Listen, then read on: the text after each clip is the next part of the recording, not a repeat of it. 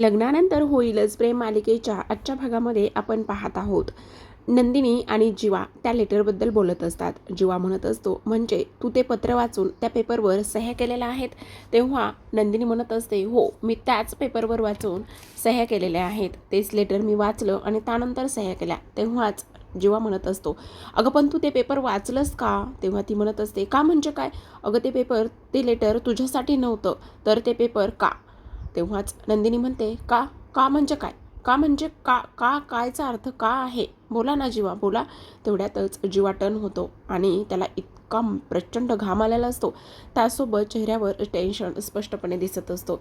तो विचार करत असतो, म्हणजे नंदिनीने ते लेटर वाचलेलं आहे.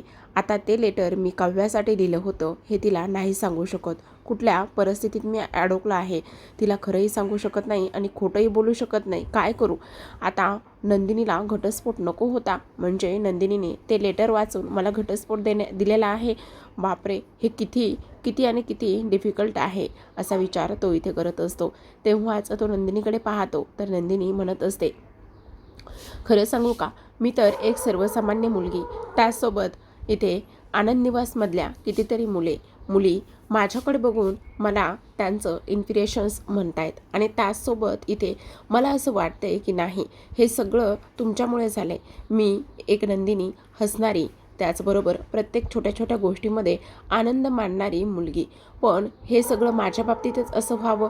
मी कित्येकाचे संसार बसवलेले आहेत, पण माझाच संसार मला टिकवता आला नाही आणि त्यासोबत हे सगळं तुमच्यामुळे झालेलं आहे. जेव्हा मी तुम्हाला कधीच म्हणजे कधीच माफ करणार नाही.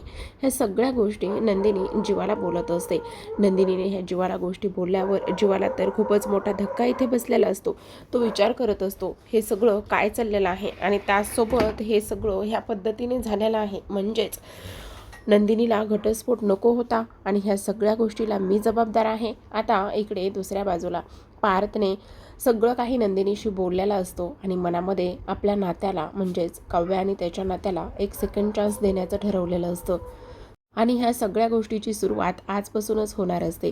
काव्या शांत झोपलेली असते, मंद वारा आणि त्यासोबतच इथे आज गादीवर झोपल्यामुळे तिला शांत झोप लागलेली असते. आणि तेव्हाच आता पार्थ तिच्या बाजूला येऊन बसत असतो. आता पार्थ तिच्या बाजूला येऊन बसल्यानंतर इथे तिच्याकडे पाहतोच आणि म्हणत असतो, झोपल्यावर फिसकटलेली मांजर किती गोड आणि किती क्यूट दिसत आहे.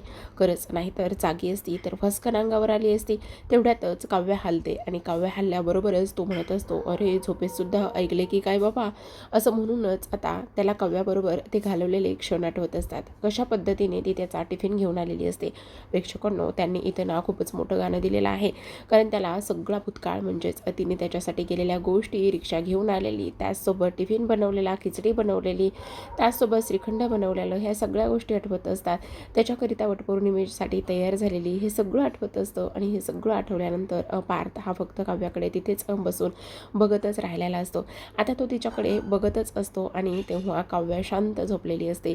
आता इकडे जो पार्थ आहे तो म्हणत असतो, खरं सांगू का, आपण चुकीच्या पद्धतीने कोर्टाची पायरी चढलेलो आहोत. आपण इथे सगळ्या काही गोष्टी अंगाशी आल्यानंतर कोर्टाची पायरी चढलेलो आहोत. खरं तर आपण कोर्टाची पायरी चढायला नको होती. त्याआधी आपण थोडासा विचार करायला हवा होता, पण आपण तसं काहीच केलं नाही. पण आता काव्या, मी ठरवलं आहे. इथे मी म्हटलं होतं, लग्नानंतर नक्कीच प्रेम होईल, सहवासातून होईल, त्याचसोबत सोबत राहिल्याने होईल. नवरा बायकोचं नातं निभावल्यावर नक्कीच लग्नानंतर प्रेम होईल, असा मी विचार केला होता. पण असं म्हणतात, लग्नानंतर जरी प्रेम नाहीच झालं तर मी असं म्हणणार आहे की आता लग्नानंतर मैत्री तर होऊ शकते ना. आणि मी तुमच्यासाठी, तुमच्याकरिता, तुमच्यासोबत लग्नानंतरची ही मैत्री करण्यासाठी तयार आहे, असं म्हणूनच तो तिच्या हातासमोर हात पकडत असतो. आणि मला माहिती आहे की मी हळूहळू तुमच्या मनामध्ये जागा नक्कीच करेल. मी आपल्या या लग्नाला सेकंड चान्स देण्यासाठी तयार आहे, असं इथे पार्थ म्हणत असतो आणि तिच्या हातावर मैत्रीचा हात पुढे करत असतो. ठीक आहे, लग्नानंतर नाही जरी प्रेम झालं तरी ठीक आहे, पण लग्नानंतर मैत्री तर नक्कीच होईल. आपल्यामध्ये मैत्रीचा हात मी आता पुढे केलेला आहे, असं म्हणता क्षणी इथे आकाशामध्ये विजांचा कडकडाट सुरू असतो आणि काव्याने त्याचा हात घट्ट पकडलेला असतो. तेवढ्यातच आता पार्थ म्हणत असतो, बघितलं काव्या आपल्याला कौलसुद्धा मिळालेला आहे. आता मी आपल्या लग्नाला एक सेकंड चान्स देण्यासाठी तयार आहे. हा पार्थ देशमुख इथे हळूहळू तुमच्या प्रेमात तर पडलाच आहे, पण हळूहळू तुमची मैत्रीसुद्धा लवकरच जिंकणार आहे. असं म्हणूनच आता पार्थ तिच्यासोबत असलेला किंवा त्यानं जो सकाळी तिला फ्रेंडशिप बँड दिला होता, काव्या बांधायला गेली होती, पण मात्र त्यानं सांगितलेलं होतं की नाही, घरच्यांना दाखवण्यासाठी हा फ्रेंडशिप बँड बांधायचा नाही. त्यामुळे तो तसाच ठेवला होता आणि शेवटी त्यानं त्याच्या हातामध्ये तो फ्रेंडशिप बँड इथे बांधलेला असतो. आता जीवा हे सगळं नंदिनीचं बोलणं ऐकल्यानंतर खाली आलेला असतो आणि खाली येऊन जिन्यात बसलेला असतो. त्याला नंदिनीचं बोलणं आठवत असतं. नंदिनी त्याला म्हटली होती की नाही, मी अजिबातच अशी मुलगी नाही आहे. मी खूप हसणारी, आनंदी राहणारी, छोट्या छोट्या गोष्टीत आनंद शोधणारी मुलगी आहे. पण हे सगळं तुमच्यामुळे झालेलं आहे. ह्या सगळ्या गोष्टीला तुम्ही जबाबदार आहे जीवा. मी कधीच आयुष्यामध्ये कधीच मी तुम्हाला माफ करू शकणार नाही असं ती बोलते. तेव्हाच जीवा इथे पायऱ्यावर येऊन बसल्यावर विचार करतो, बापरे जीवा, तू इथे नंदिनीला किती हर्ट केलेला आहेस. तुझ्यामुळे नंदिनी किती किती दुखवलेली आहे. एवढं सगळं झालेलं आहे म्हणजे तिला घटस्फोट नको होता. हे सगळं माझ्यामुळे झालेलं आहे असं म्हणता क्षणी इथे आता मी काय करू असा विचार करता क्षणी तिथेच त्याचा बहिरूपी, तिथेच त्याची परछाई आलेली असते आणि ते आल्याच्यानंतर तिथे ते दोघंसुद्धा आता एकमेकांशी बोलत असतात. आता एकमेकांशी बोलत असताना मात्र झाले, असा का शांत शांत बसलायस, काय करू रे, मला कळत नाही ना, मला समजत नाही. नंदिनी माझ्यामुळे खूप हट झाली, माझ्यामुळे तिच्या चेहऱ्यावरचं हसू गेलेलं आहे. तेवढ्यातच तो म्हणत असतो, अरे सिंपल आहे ना भावा, पोरींना काय हवं असतं, सिनेमा, शॉपिंग, सोनं चांदी, कपडे लत्ते एवढं सगळं हवं असतं ना. मग झालं तर मग तू एक काम कर ना, मस्त तिला सिनेमा, शॉपिंग आणि त्याचबरोबर काही दागिने खरेदी करून दे. झालं तर मग. तेवढ्यातच तो म्हणत असतो, नाही ना, नंदिनी त्यातली मुलगी नाही आहे. नंदिनी त्यातली मुलगी नाही आहे तर मग कशी मुलगी आहे. बरं असं आहे तर मग मला एक गोष्ट सांग भावा, एक गोष्ट सांग, ती म्हणजेच की तिच्या चेहऱ्यावरचं हसू कुणामुळे गायब झालेलं आहे. तेव्हाच जीवा म्हणत असतो, तेच तर, तिच्या चेहऱ्यावरचं हसू हे फक्त माझ्यामुळेच तर गायब झालेलं आहे ना. मग तेवढ्यातच आता जीवा म्हणत असतो, मग तुझ्या प्रश्नातच उत्तर आहे की नाही. तेवढ्यातच तो म्हणतो, म्हणजे कसं. तेवढ्यातच तो म्हणत असतो, अरे बघ, तुझ्यामुळे गायब झालंय ना तिच्या चेहऱ्यावरचं हसू, मग तूच तिच्या चेहऱ्यावर हसू परत आणण्यासाठी प्रयत्न का बरं करत नाहीस. तूच तिच्या चेहऱ्यावरचं हसू परत आणायला हवंच ना. आणि तेव्हाच तो मित्र म्हणत असतो, अरे किती गरीब गाय आहे ती आणि तिचा तू हार्ट ब्रेक केलेला आहेस, तिला किती दुखवलेला आहेस. तेव्हाच जीवा म्हणत असतो, तू माझा भावा, तू माझ्यावरची दवा आहेस का, कोण आहेस का, माझ्यावरती जखमेवर मीठ चोळण्याची दवा आहेस, असं काय करतोयस. अरे हो, तेच तर सांगतोय तुला. ती गरीब गाय वगैरे असं काहीच नाही आहे. हो, ती गरीब गायच आहे. एक गोष्ट सांग, हे बघ, लग्न करण्यासाठी ती तुझ्याकडे आली होती का, नव्हती आली. लग्नात तूच तिचा हात धरलेला आहेस आणि तूच आत्ता तिचा हात सोडण्याचं कारण सुद्धा झालेलं आहेस. मग आपली नंदिनी किती गरीब गाय आहे, बिचारी आहे आणि तिला ह्या गोष्टी तू समजून घ्यायला हव्यास, ह्या गोष्टी व्यवस्थित सांगायला हव्यास, पण तू तसं काहीच करत नाहीयेस, तर तू उलटच करत आहेस. तेव्हाच जीवा म्हणत असतो, अरे पण मी काय करणार आहे, काय करू. तेव्हाच तो म्हणत असतो, एवढी साधी गोष्ट तुला समजत नाही का. जीवा म्हणत असतो, अरे सांग ना, मग सांग ना, सोल्युशन दे ना, काय करणार आहे मी. तेवढ्यातच तो मित्र म्हणत असतो, अरे हेच हेच ह्या रागावर जरा कंट्रोल कर. हा राग आहे ना, ह्या रागामुळे सगळं होतं आहे. आणि आता मला एक गोष्ट सांग, त्या महिन्यामध्ये 1-1.5 महिन्यामध्ये नंदिनीने तुला किती सहन केलं, तुझ्यासाठी सगळं काही केलं. मग आता तुला तिच्यासाठी सगळं काही करायचं आहे. आणि तुझा जो हा काही राग आहे ना, रागावर तू कंट्रोल कर. जो लग्ना अगोदरचा जीवा होता ना, तो जीवा परत आण. त्यावरच जीवा म्हणत असतो, तो जीवा तर कधीच हरवला आहे, तो जीवा परत येणं शक्यच नाही. तेव्हा तो म्हणत असतो, हेच तर अरे तोच जीवा परत आण आणि तो जीवा जेव्हा परत येईल तेव्हाच नंदिनीच्या चेहऱ्यावरचं हसू परत येणार आहे. तुला एक गोष्ट सांगू, खरं तर नंदिनीच्या इथे रागाने फुगा जरी झालेला असला ना, तरीसुद्धा त्या फुग्यातली हवा तुला काढण्याचं काम करायचं आहे आणि तिच्या चेहऱ्यावर हसू, आनंद कसा येईल हे सगळं करायचं आहे. एकदा का तिला तेच हवंय, तिला जुना जीवा हवाय आणि तू तर तो नाहीच आहेस. हाच जीवा म्हणत असतो, हो आता बघ मी कसं नंदिनीच्या चेहऱ्यावरचं हसू परत आणण्यासाठी सगळं काही करणार. आता मी तिला ज्या गोष्टी आवडत आहेत त्या सगळ्या करणार. तेवढ्यातच तो मित्र म्हणत असतो, हेच तर, फक्त ते हसू वरवर नाही आणायचं आणि तुला जे करायचं आहे ना, ते वरवर दाखवण्यासाठी नाही करायचं, ते मनातून करायचं आहे, मनातून. समजलं तुला. तेव्हा जीवा म्हणत असतो, अरे म्हणजे नेमकं काय करायचं आहे, काय करायचं आहे. हे बघ, तुला माहिती ना नंदिनी काय आहे. नंदिनी तुझं लाईफ जॅकेट आहे आणि ते लाईफ जॅकेट तुझ्या कायम सोबत ठेवायचं आहे. हे बघ, आता घटस्फोट तर तुम्ही साईन केलेला आहे, पण 6 महिने आहेत. ह्या 6 महिन्यामध्ये तुला तुझी खरी नंदिनी तिच्या खऱ्या नंदिनीच्या चेहऱ्यावरचं हसू परत आणायचं आहे आणि तू काळजी करू नकोस. तेवढ्यातच जीवा म्हणत असतो, पण हे सगळं जमेल ना मला? तेवढ्यातच तो म्हणतो, का नाही जमणार? अरे हे जीवासोबत हा त्याचा भावा आहे ना. हे बघ, हा भावा नेहमीच नेहमीच तुझ्यासोबत असणार आहे, त्यामुळे तू काळजी करूच नकोस आणि ऑल दी बेस्ट. आता ऑल दी बेस्ट तो खरं तर शब्द चुकीचा बोललेला असतो. तेवढ्यातच जीवा म्हणत असतो, अरे तो ऑल दी बेस्ट नसतो रे, असं असं असतो. तेव्हाच तो म्हणत असतो, ए ए बेन्या, तू मला शिकवतोयस का काय? मला शिकवतोयस आणि आता तू तयार राहा, सगळं काही तुला करायचं आहे.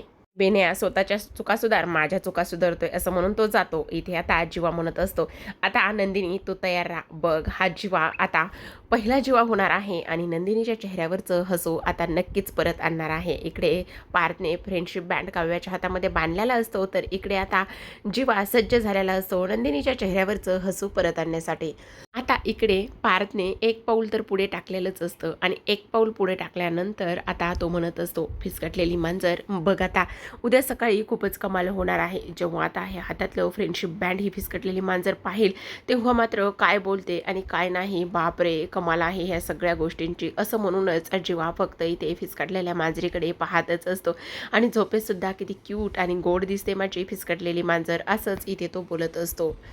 तर इकडे आता दुसऱ्या दिवशी सकाळची वेळ असते. नंदिनी छान तयार झालेली असते आणि किचनमध्ये आलेली असते. आता मानिनी आणि नंदिनी किचनमध्ये काम करत असतात. खरं तर आज इथे मानिनीने मस्त पीठ भिजवलेलं असतं आणि तेव्हाच नंदिनी चहा सगळ्यांसाठी बनवत असते. दोघींच्या खरं तर गप्पा मस्त रंगलेल्या असतात आणि तेवढ्यातच आता आई काय करायचं आहे, तेवढ्यातच ती म्हणते, अगं मी श्रीखंड बनवलेला आहे, तू पुऱ्या करशील का? तेव्हाच ती म्हणत असते, हो आई, का नाही, मी नक्कीच पुऱ्या करेल ना. पण नंदिनी, खरे एक गोष्ट सांगू का? पिहूसाठी जो काउन्सलर बोलवण्याचा निर्णय घेतलास ना, तो अगदीच उत्तम आहे. तू फक्त बोलून दाखवत नाहीस, तर ती गोष्ट लगेचच करून सुद्धा दाखवतीस. त्यामुळे मला खूपच छान वाटतंय. आणि तेव्हा नंदिनी म्हणत असते, हो आई, पिहूला काउन्सलरची खूप गरज आहे. तेवढ्यातच मानिनी म्हणत असते, हो, कारण बघ ना, लेकरू कसं अगदीच हिरमुसून गेलं आहे, कुणाशी बोलत नाही आणि मनामध्ये काय आहे त्या गोष्टीसुद्धा इथे ती सांगत नाही आहे. त्यामुळे काउन्सलर आला की सगळं काही व्यवस्थित होईल. त्यावरच नंदिनी म्हणते, खरं तर ही कल्पना माझी नाही आहे, तुमच्या मुलाची म्हणजे जीवाची आहे. काय? जीवाची ही कल्पना आहे. तेवढ्यातच जीवा तिथे हजर झालेला असतो आणि जीवा तिथे आल्याबरोबरच तो म्हणत असतो, काय काय काय चाललेलं आहे? तेव्हा इथे मानिनी म्हणते, काही नाही बाबा, काय चाललेलं आहे, आम्ही करतोय स्वयंपाक. आता श्रीखंड झाले, आता ह्या पुऱ्या करायच्या आहे. तेवढ्यातच आता जीवा म्हणत असतो, पुऱ्या? अरे वा वा वा, मी मी मदत करणार नंदिनीला पुऱ्या तळण्यासाठी. तेवढ्यातच आता नंदिनी म्हणत असते, हो तुम्ही आणि पुऱ्या. तेवढ्यातच मानिनी म्हणत असते, ए बाई, याला नाव ठेवू नकोस हा, नाहीतर त्याच्या आजीला राग यायचा वर गेलेल्या.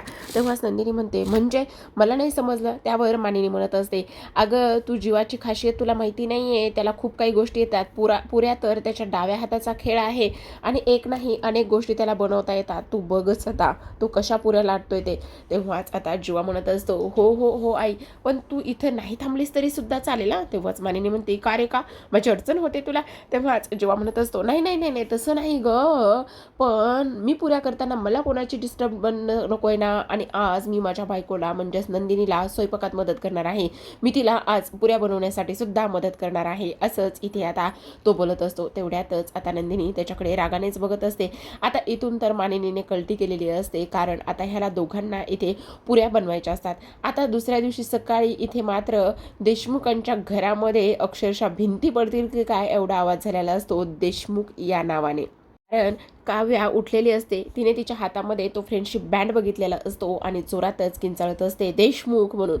तेवढ्यातच आता जो दाढी करणारा इथे देशमुख आहे, म्हणजेच आपला पार्थ आहे, तो धावतच तिथे येतो आणि धावतच तिथे आल्यानंतर तो म्हणत असतो, काय काय झालेलं आहे? तेव्हाच ती हात पुढे करते आणि म्हणत असते, हे हे हे हे काय आहे? तेव्हा तो म्हणत असतो, हे फ्रेंडशिप बँड आहे. हो ना, हे फ्रेंडशिप बँड आहे ना. काल मी तुमच्या मागे मागे करत होते फ्रेंडशिप बँड बांधून द्या म्हणून, तेव्हा तुम्ही तर नकार दिला, मला फ्रेंडशिप बँड बांधू दिलं नाही आणि आता हे रात्री मी झोपेत असताना तुम्ही माझा गैरफायदा घेतलाय. तेव्हाच आता पार्थ अगदी स्वतःला सावरत असतो आणि म्हणत असतो, ओ मी काय गैरफायदा घेतलाय, साधं फ्रेंडशिप बँड तर बांधले ना. तेव्हाच ती म्हणते, हो पण मी म्हणत होते ना बांधायचं, तेव्हा का बरं नकार दिला? त्यावरच आता पार्थ म्हणत असतो, हो पण तुम्ही फ्रेंडशिप बँड बांधायचं म्हणत होता, पण ते कशासाठी म्हणत होता? तर ते फक्त आणि फक्त फक्त इथे घरच्यांना दाखवण्यासाठी म्हणत होता, दिखावा करण्यासाठी म्हणत होता. पण मला ते नको होतं ना, आणि त्यामुळेच मी ते बांधून घेतलं नाही. मग मी म्हटलं चला, दिखावा करण्यासाठी नाही तर मग माझ्या रात्री मनामध्ये आलं, मला ते मनापासून तुम्हाला फ्रेंडशिप बँड बांधायचं होतं. चला म्हटलं लग्नानंतरच होईलच प्रेम, पण लग्नानंतर तर प्रेम नाही झालं. पण सगळ्यात महत्त्वाची गोष्ट म्हणजेच की म्हटलं लग्नानंतर मैत्री तरी होईल ना, आणि म्हणूनच मी ते फ्रेंडशिप बँड इथे तुम्हाला बांधलेला आहे. काव्या म्हणत असते, पण मी झोपलेली असताना तुम्ही का बरं बांधलात? तेव्हाच तो म्हणत असतो, आई म्हणत असते की मांजर झोपलेली असतानाच तिच्या गळ्यामध्ये घंटा बांधली पाहिजे. तेव्हाच काव्या म्हणत असते, काय काय म्हणालात तुम्ही? मी तुम्हाला मांजर वाटतेय? सगळ्यात महत्त्वाची गोष्ट म्हणजेच की इथे पार्थ म्हणत असतो, आता हा फ्रेंडशिप बँड तुम्हाला हातामध्ये ठेवायचा आहे का सोडून ठेवायचा आहे, हा सर्वस्वी तुमचा तुमचा प्रश्न आहे. मी तर तुमच्या हातामध्ये फ्रेंडशिप बँड बांधला आहे आणि मैत्रीचं नातं निभावण्याचा प्रयत्नसुद्धा करणार आहे. मी मैत्रीचा हात पुढे केलेला आहे. आता मी फ्रेंडशिप बँड बांधलेला तुम्हाला हातामध्ये ठेवायचा आहे का तो सोडून ठेवायचा आहे, हे तुमचं तुम्ही ठरवायचं आहे. इकडे आता नंदिनी मस्त पुरेशी तयारी करत असते. आता इथे जीवाने तर अशी गोल गरगरीत चपाती लाटलेली असते, आणि तेव्हाच तो म्हणत असतो, वा वा वा वा वा जीवा, तू आणखी विसरला नाही आहेस, मस्त चपाती येते तुला. तेवढ्यातच नंदिनी म्हणत असते, हो चांगली गोष्ट आहे ना, मग आता काय करा, पोळी भाजी केंद्रामध्ये कामाला जाताल का? तेव्हाच तो म्हणत असतो, काय पोळी भाजी केंद्रामध्ये कामाला जायची मला काय गरज पडलेली आहे? जीवा म्हणत असतो, हो तिथे जर पोळी भाजी केंद्रामध्ये तू असलीस ना तर नक्कीच मी तिथे यायला तयार आहे. तेव्हाच आता नंदिनी म्हणत असते, एकदा पायावर धोंडा मारून घेतलाय, उगाच परत आता कशाला धोंडा मारायचा आहे? तेव्हा तो म्हणतो, काय तू मला धोंडा म्हणालीस? तेव्हाच नंदिनी म्हणते, धोंडा नाही दगडच म्हणायला पाहिजे होतं. तर इकडे आता पार्थने काव्याला सांगितलेलं असतं, हे बघा हा फ्रेंडशिप बँड तर आता मी तुमच्या हातात बांधलाय, पण तो तुम्हाला तुमच्या हातामध्ये ठेवायचा आहे का सोडून ठेवायचा आहे ते तुमचं तुम्ही ठरवा. जर तुम्ही तो सोडून ठेवला तर मी समजेल की तुम्हाला माझी मैत्री एक्सेप्ट नाही आहे, आणि जर तो तुम्ही तुमच्या हातामध्ये ठेवला तर मग मी म्हणेल की नाही तुम्हाला माझी मैत्री मान्य आहे, असंच ती म्हणत असते. तेव्हाच आता इथे काव्या म्हणत असते, एवढंच मैत्री निभवायची होती तर एखाद्याने इथे माझे रिडिंग स्पेस इथे दुरुस्त करून आणून ठेवले नसते का? आणि तेव्हाच ती पसारा आवरत असते आणि बुक्सकडे पाहते तर तिचे रिडिंग स्पेस तिथे बनवून आणून ठेवलेले असतात, दुरुस्त करून आणून ठेवलेले असतात. ती हातामध्ये घेते आणि तेव्हा हातामध्ये घेतल्याबरोबरच आता पार्थकडे पाहते, कारण पार्थने तर ऑलरेडीच त्याची मैत्रीचं जे काही आहे ते इथे निभावलेलं असतं, मैत्रीचं पूर्ण केलेलं असतं, आणि त्यामुळेच काव्या आता त्याच्याकडे पाहतच असते. प्रेक्षकांनो इथे तर आता मैत्रीला सुरुवात झालेली असते, फ्रेंडशिप बँड तर त्याने बांधलेला असतो, आणि त्यामुळे काव्या तर आता काही तो सोडणार नसते, कारण इथे पार्थने बरोबर त्याची मैत्री ही निभावण्याचं कामसुद्धा केलेलं असतं. प्रेक्षकांना आजच्या भागामध्ये एवढंच. उद्याचा भाग पाहायचा असेल तर या व्हिडिओला लाईक, चॅनलला नक्की सबस्क्राईब करा, छान छान कमेंटद्वारे तुमचा अभिप्राय कळवा. तुम्हाला कुठली जास्त जोडी आवडते, जीवानंदिनी का काव्या पार्थ, हे सुद्धा कमेंटद्वारे तुम्ही जीवानंदिनी आणि एक हार्टद्वारे कळू शकता. आता इकडे उद्याच्या भागामध्ये आपण पाहत आहोत, नंदिनी पुऱ्या तळत असते तर जीवा तिला बनवून देत असतो. तेवढ्यातच नंदिनीला घाम येतो. नंदिनीला घाम आल्याबरोबरच जीवा आता तो घाम पुसण्याचं काम करत असतो, पण ती म्हणत असते, नाही 1 मिनिट, मला तुमची कसलीच मदत नकोय.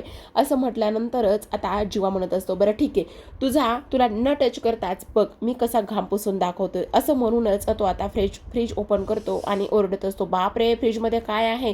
तेवढ्यातच नंदिनी धावत जाते आणि फ्रीजच्या आतमध्ये थोडंसं डोकं घालत असते. तेवढ्यातच तिला गार थंडगार हवा लागते, आणि गार थंडगार हवा लागल्याबरोबरच इथे तिला छान वाटत असतं, आणि तिच्या चेहऱ्यावर कपाळावर आलेला सगळा घाम ओला जो असतो तो पुसून जात असतो. तिला खूप गार लागत असतं.